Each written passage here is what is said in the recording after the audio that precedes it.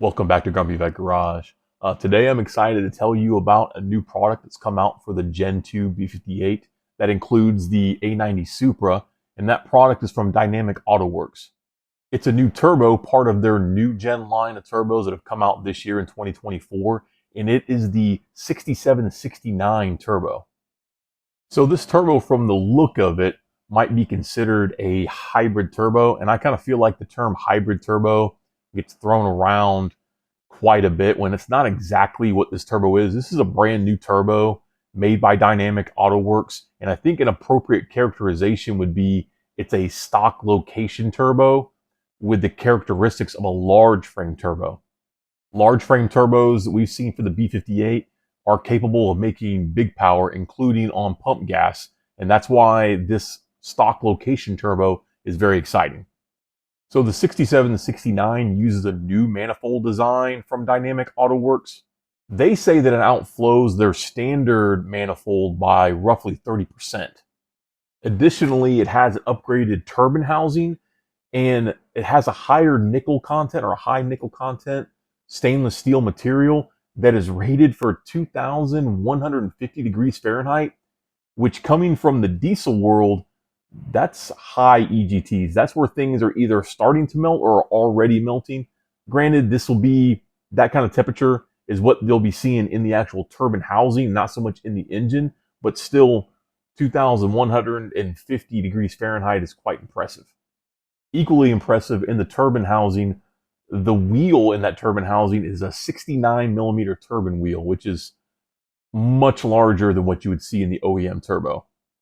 And because they were able to make their own manifold for this new line of turbos, they were able to engineer longer runner tubes into the actual manifold, which helps with spool time for this larger frame turbo. So reading off their website, they make the claim that this turbo drives like a smaller turbo, but never stops pulling, and that there's no other turbo in the market like it. Now, I would definitely agree with that. There's no other turbo this size in a stock location turbo that I know of. And they say that it has a perfect low end, mid, and up top keeps pulling like a freight train. So time will tell on whether or not those particular claims are true. A turbocharger is always a push and pull. You can't get everything you want in a turbocharger. You can't have amazing spool time and huge high end. But with the proper engineering, you can not sacrifice drivability on the low end to gain high end. So I'm excited about where this turbo is going, but that's a pretty bold claim, and hopefully they prove me wrong. Additionally, the 6769 turbo incorporates a forged billet S-shaped compressor wheel, and that compressor wheel is a 67 millimeter compressor wheel. 67 millimeters is drastically larger than the OEM compressor wheel. I was unable to find an actual compressor map for this turbo, but Dynamic Autowerx claims that this turbo is capable of well over 875 wheel horsepower. With that claim, they say that it still maintains great drivability, great response in spool, and a very broad overall horsepower and torque curve, which sounds great. The last claim they make, which is a claim that I'm really excited about, is they say that this is the perfect turbo to make big power on 93 octane pump gas or any other build. So if you wanted to add e-content, but the 93 octane build is what I'm really looking for. Now, I'm not against running e-content on my Supra, but I haven't done it yet. I really want the build that I'm doing with my car to incorporate 93 pump gas, because I don't want to everyday hassle with mixing fuel to get good power, or big power really, on my A90 Supra. And in other parts of the country, E85 isn't always readily available, and this allows people that own A90 Supras or any Gen 2 B58 the ability to make a build that runs pump gas and makes good power. I think it's often confusing to people for why some turbos are good for making big power on pump gas and some aren't.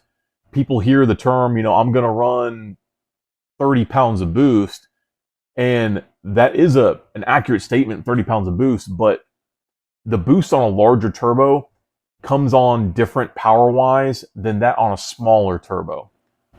So the larger turbo benefits for 93 octane are that it makes that boost with less exhaust pressure, which means on the compressor side, less heat being built into the boost that you're making. So for comparison, if you're making 20 pounds of boost on a large turbo and then 20 pounds of boost on a smaller turbo, yes, you're getting 20 pounds of boost, but one has a drastically hotter air charge than the other. And that's why the large frame turbo, while you may give up some spool time, is beneficial, especially on a 93 octane build. That cooler boost level at 20 pounds compared to the 20 pounds on the smaller frame turbo is beneficial to you because of, well, this more stable combustion temps, the more timing you're able to run because of that lower temp, and then the more appropriate air-fuel ratio, or the leaner you can run it to get power with the large turbo. The term lean is fast is true in this particular case, and in many cases with 93 octane, to suppress knock, you're having to richen up a fuel mixture, which is sacrificing power, and that's why this large frame turbo has the ability to make more power at the same boost level as a small frame turbo. If you disagree with that assessment, or maybe there's something more nuanced that I'm not understanding of why it's beneficial to have a large frame turbo, please leave that in the comments. I'd be more than happy to hear what you have to say about it. And if you have any questions about what I'm saying, by all means, ask a question and I'll try to engage with you that way too. The other benefits, which I really like about this turbo, are the fact that it's a stock location turbo. So you're getting benefits of what many people would run as a large frame turbo, but it's going to be in the stock location. That allows you to continue to use the downpipe that you probably already upgraded, the charge pipe that you probably already bought, or an air intake that you may have bought. Additionally, if you live in a less free part of the country, let's say example, California, this turbo goes in a stock location and looks like a stock turbo. So you'll be able to run it without having to worry about the oppressive government telling you you shouldn't be running or modifying your vehicle.